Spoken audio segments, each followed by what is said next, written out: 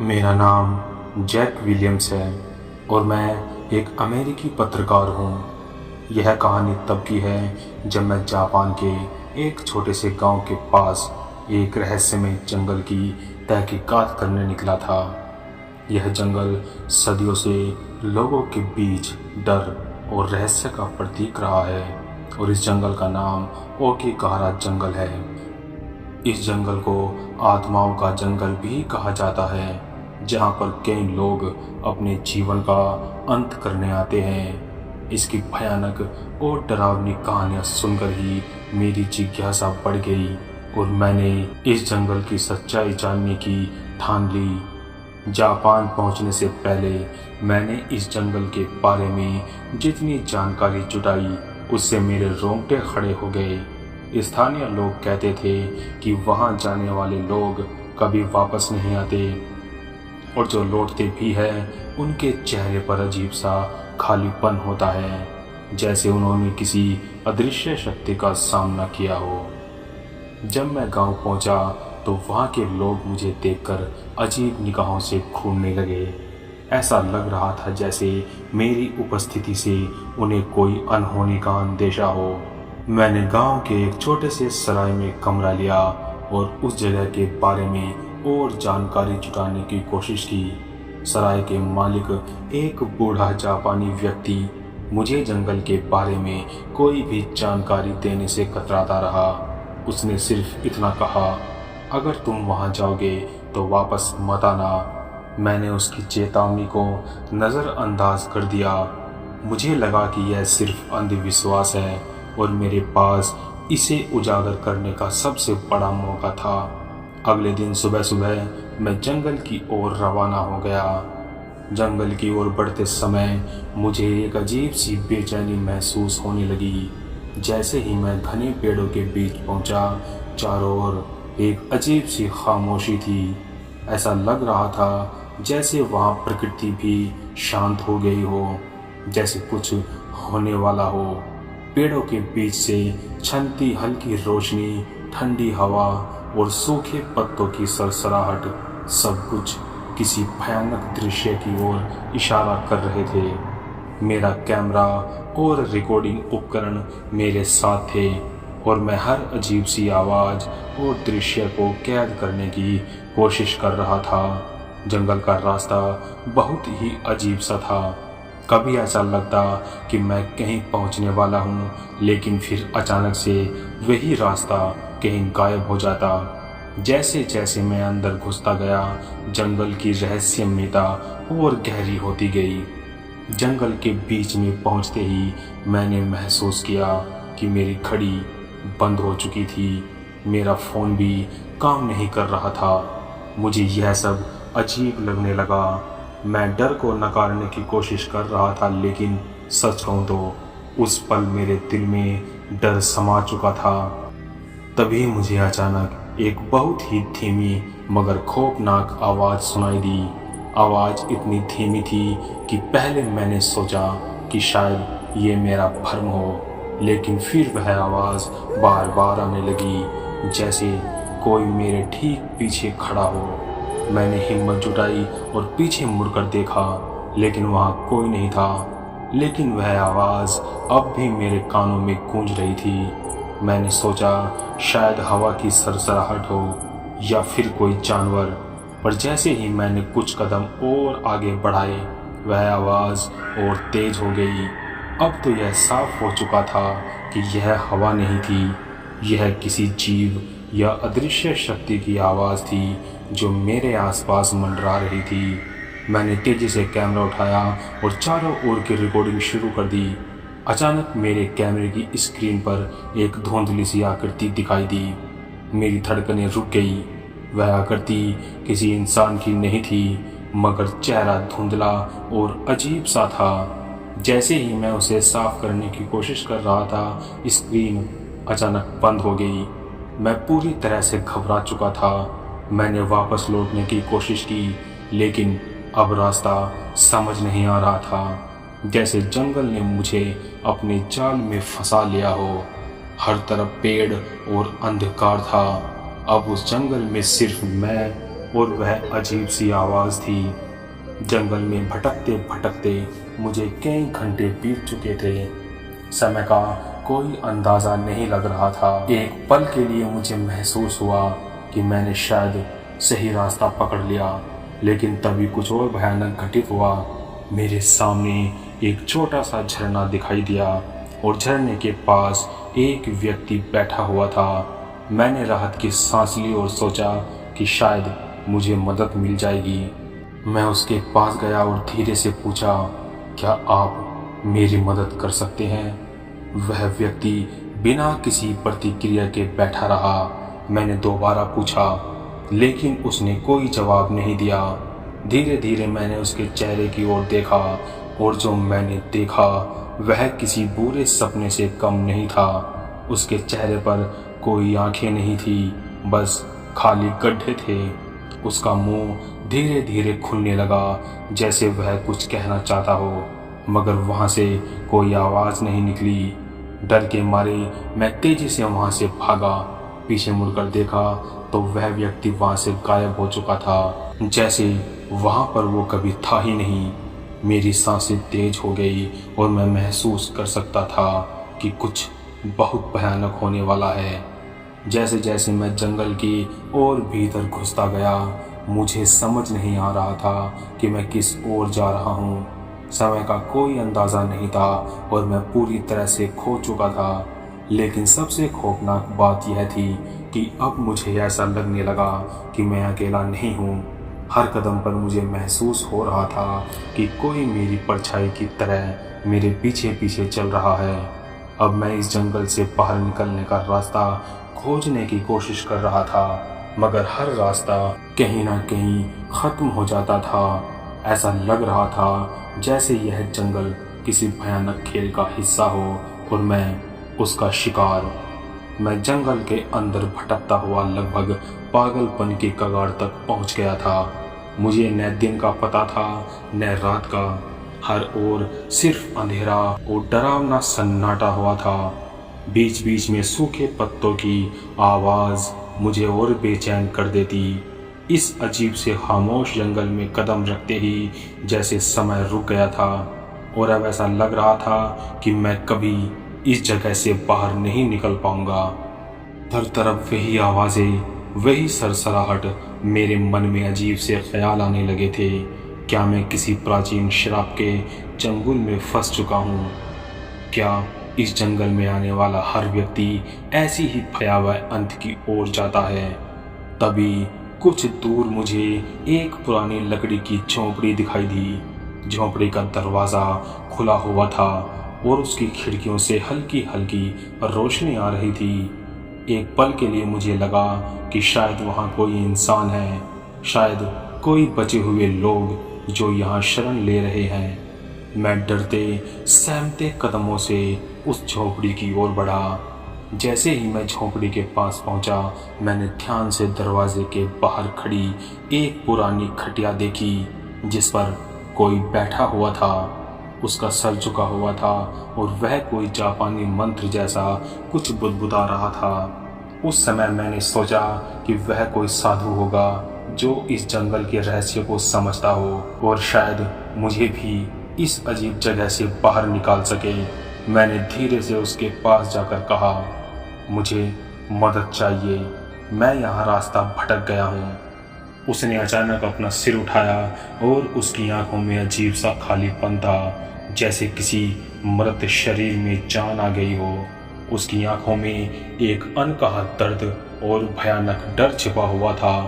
उसने मुझे गौर से देखा और बस इतना कहा, तुम यहाँ से कभी वापस नहीं जा सकते। यह जंगल तुम्हें निगल चुका है। मेरे शरीर में ठंड की लहर दौड़ गई। उसके शब्द मेरे कानों में गूंज रहे थे और मेरे भीतर एक भयावह सन्नाटा फैल गया था। मैंने उसके आसपास देखा तो पाया कि झोंपड़ी के अंदर चारों तरफ जापानी परंपरा के अनुसार कुछ प्रतीक चिन्ह बने हुए थे। दीवारों पर अजीब से चित्र बने थे जो किसी प्राचीन अभिशाप की ओर इशारा कर रहे थे। उस व्यक्ति ने मुझे अंदर आने का इशारा किया। मैं उसके पीछे पीछे अंदर गया, लेकिन हर कदम पर मुझे ऐसा महसूस हो रहा था कि मैं कोई बहुत बड़ी गलती कर रहा हूँ। झोंपड़ी के अंदर का वातावरण बहुत भारी था। वहाँ की हवा भी ठंडी और बोझिल लग रही थी। चारों ओर जापानी लिपि में कुछ लिखा हुआ था जिसे मैं समझ नहीं सका। उसने मुझे पुराने लकड़ी के ताबूत की ओर इशारा किया जो कमरे के बीचों बीच रखा हुआ था। यह ताबूत उस शापित आत्मा का है जिसने इस जंगल को श्राप दिया था। इस जंगल में आने वाले हर व्यक्ति की आत्मा इस ताबूत में कैद हो जाती है। तुम भी अब इस श्राप से बंधे हो। तुम जितनी भी कोशिश कर लो, इस जंगल से बाहर नहीं जा पाओगे। यह जंगल अब तुम्हारा घर है और यह ताबूत तुम्हारी अंतिम मंजिल। मैं उसकी बात सुनकर बुरी तरह से कांपने लगा। उस समय मुझे समझ नहीं आ रहा था कि यह सच है या सिर्फ उसकी बकवास। मैंने खुद को दिलासा दिया और शायद यह व्यक्ति पागल हो चुका है और इन रहस्यमयी बातों से मेरा मन भ्रमित कर रहा है। लेकिन जैसे ही मैंने ताबूत के पास जाने की कोशिश की, झोंपड़ी के अंदर का वातावरण अचानक बदल गया। हवा का रुख बदलने लगा और दीवारों पर लगे चित्र हिलने लगे। मेरे चारों ओर की चीजें हिलने डुलने लगी, जैसे कोई अदृश्य शक्ति उन्हें चला रही हो। तभी झोंपड़ी का दरवाजा जोर से बंद हो गया और कमरा अचानक से अंधकार में डूब गया। एक पल के लिए मैं पूरी तरह से अंधेरे में खो गया। सिर्फ उस व्यक्ति की खौफनाक आवाज मेरे कानों में गूंज रही थी, तुम्हें अब यहाँ से कोई नहीं बचा सकता। मुझे लगा कि मैं किसी भयानक सपने में फंस गया हूँ जो कभी खत्म नहीं होगा। चारों ओर का अंधकार जैसे मुझे निगलने को तैयार था। मेरे भीतर एक अजीब सा डर फैल गया। मैं समझ नहीं पा रहा था कि क्या करूं। मेरे पास कोई रास्ता नहीं था। जैसे ही मैं वापस मुड़ने की कोशिश कर रहा था, अचानक से एक भयानक चीख सुनाई दी। यह चीख इतनी तेज थी कि मैंने अपने कान बंद कर लिए। वह चीख जैसे मेरे कानों के पर्दे चीर रही थी। झोंपड़ी के अंदर अचानक कई परछाइयां नजर आने लगी जो इधर उधर मंडरा रही थी। मेरे पैर जमीन से जैसे चिपक गए थे। मैं वहां से भागने की कोशिश कर रहा था, लेकिन कुछ था जो मुझे रोक रहा था। उन सायों में एक अजीब सा साया मेरी ओर बढ़ने लगा। जैसे ही वह साया मेरे पास आया, मेरे दिल की धड़कनें मानो रुक गई हो। वह साया कोई इंसान नहीं था। उसकी परछाई स्पष्ट थी, जैसे वह हवा में खुला हुआ हो। उसकी आंखें चलती हुई लाल थी और उसकी उपस्थिति से पूरे कमरे में सिहरन फैल गई। उसके चेहरे पर एक भयानक मुस्कान थी जो मेरी रूह तक को कपा रही थी। मैंने पीछे हटने की कोशिश की, लेकिन मेरे कदम जड़ चुके थे। अब वह साया मुझसे कुछ ही कदम की दूरी पर था। उसकी मुस्कान और भी भयानक हो गई थी और तभी उसके मुंह से धीमी मगर बहुत भयानक आवाज निकली, तुम्हें कभी यहाँ से छुटकारा नहीं मिलेगा। तुम भी हमारी तरह इस जंगल में हमेशा के लिए फंस जाओगे। वह साया जैसे ही मुझे छूने वाला था, झोंपड़ी में बूढ़े आदमी ने कुछ जापानी मंत्रों का उच्चारण शुरू कर दिया। कमरे के वातावरण में अचानक बदलाव आ गया। वह साया चिल्लाने लगा जैसे कोई अदृश्य ताकत उसे दूर खींच रही हो। उसकी चीखें इतनी तेज थी कि मेरी रूह कांप गई। अचानक वह साया गायब हो गया और कमरे में फिर से अजीब सी खामोशी छा गई।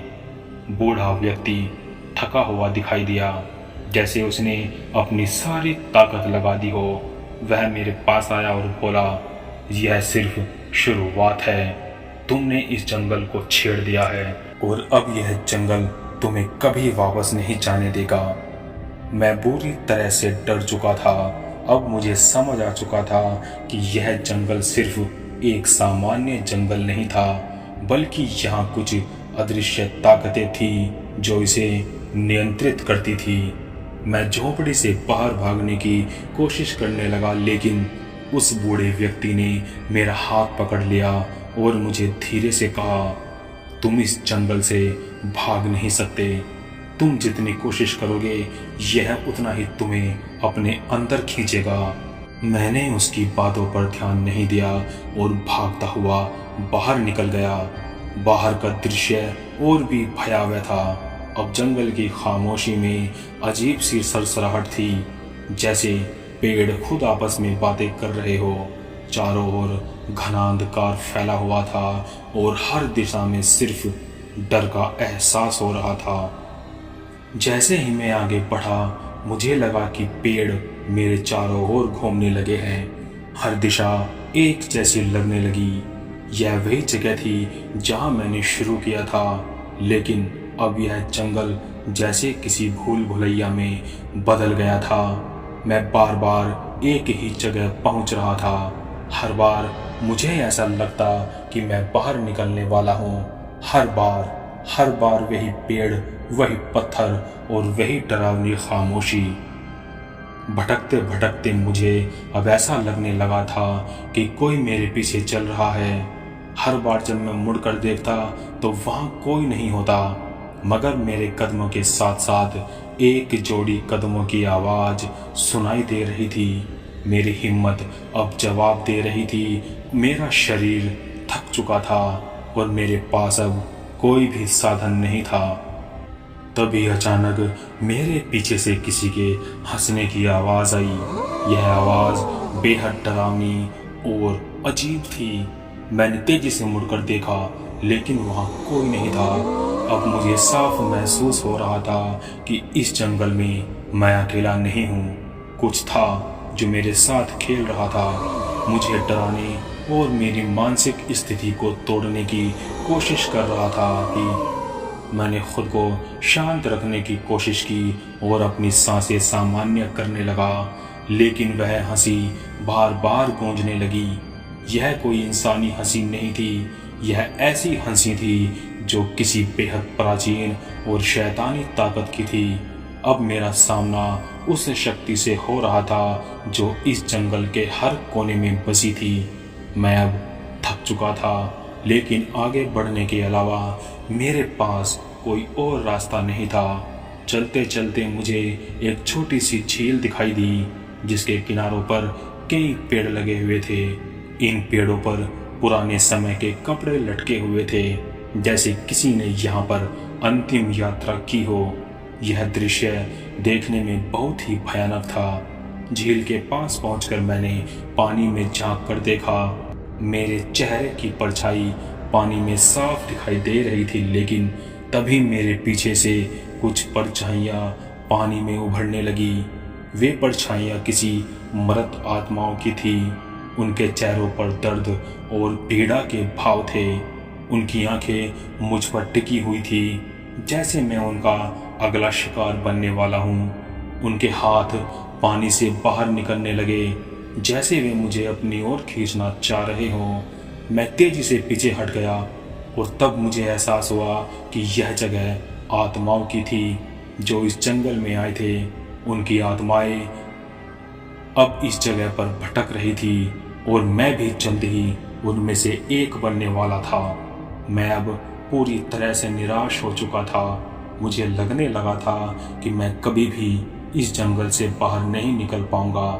तभी मुझे दूर से किसी के गाने की आवाज़ सुनाई दी। यह आवाज़ मीठी और शांतिपूर्ण थी, जो इस भयानक माहौल में बहुत अजीब थी। मैं आवाज़ की दिशा की ओर बढ़ने लगा। जंगल के भीतर एक छोटी सी खुली जगह थी, जहाँ पर एक महिला सफ़ेद कपड़े पहने हुई थी और वह कोई गाना गा रही थी। उसकी उपस्थिति मेरे लिए बिल्कुल अजीब थी। उसकी आवाज़ में एक अजीब सा आकर्षण था जो मुझे उसकी ओर खींच रहा था। जैसे ही मैंने उसके पास जाने की कोशिश की, वह अचानक से गायब हो गई। अब मुझे समझ आ गया था कि यह जंगल सिर्फ पेड़ों और प्रकृति से नहीं बना है। यह जंगल उन भयानक आत्माओं का निवास था जो यहाँ फंसी हुई थी, और मैं भी जल्द ही उनमें से एक बन सकता था। मुझे बाहर निकलने का कोई रास्ता नहीं दिख रहा था और मैं पूरी तरह से जंगल की पकड़ में था। तभी मैंने एक आखिरी बार कोशिश की और भागने लगा। मैं जितना तेज भाग सकता था भागा। पेड़ मेरे सामने आते जा रहे थे पर मैंने हार नहीं मानी। मैं दौड़ता रहा तब तक जब तक मैंने पीछे से किसी की गहरी सांसों की आवाज़ महसूस नहीं की। वह आवाज़ मेरे करीब आती जा रही थी। जंगल के बीच में मुझे एक रोशनी दिखाई दी। यह वही रास्ता था जिससे मैं अंदर आया था। मैंने अपनी सारी ताकत जुटाई और उस रोशनी की ओर दौड़ा। मेरे पीछे आवाज़ें तेज होती जा रही थी लेकिन अब मैं रुकने वाला नहीं था। आखिरकार मैं उस रोशनी तक पहुंच गया और जंगल से बाहर निकल आया। मैंने पीछे मुड़कर देखा और वह अंधेरा जंगल अब मेरी आंखों के सामने धुंधला पड़ रहा था। मैं बच गया था लेकिन मेरी आत्मा में वह डर हमेशा के लिए बस गया था। इस जंगल से निकलने के बाद भी मैं कभी सामान्य नहीं हो पाया। जो कुछ भी मैंने वहां देखा और अनुभव किया वह किसी को समझा पाना नामुमकिन था। पर एक बात तो पक्की थी, यह जंगल सिर्फ प्राकृतिक जगह नहीं थी बल्कि उन आत्माओं का घर था जो वहां फंस चुकी थी। और मैं बच तो गया था पर उस जंगल का सच मेरे साथ हमेशा रहेगा। मैं आपको यह कहानी इसीलिए सुना रहा हूँ क्योंकि यह केवल एक जंगल की यात्रा नहीं थी, यह मेरे जीवन की सबसे भयानक सच्चाई थी जो मैंने वहाँ अनुभव किया। वह आज भी मुझे डराता है और शायद आप भी यह कहानी सुनने के बाद समझ गए होंगे कि कुछ जगह ऐसी होती है जहाँ इंसानों को कदम नहीं रखना चाहिए। आज की हमारी इस कहानी में इतना ही। अगर आपको यह कहानी अच्छी लगी तो लाइक करें, शेयर करें और जाते जाते हमारे चैनल को सब्सक्राइब करें। मिलते हैं नेक्स्ट वीडियो में, तब तक के लिए बाय एंड बी हॉन्टिंग।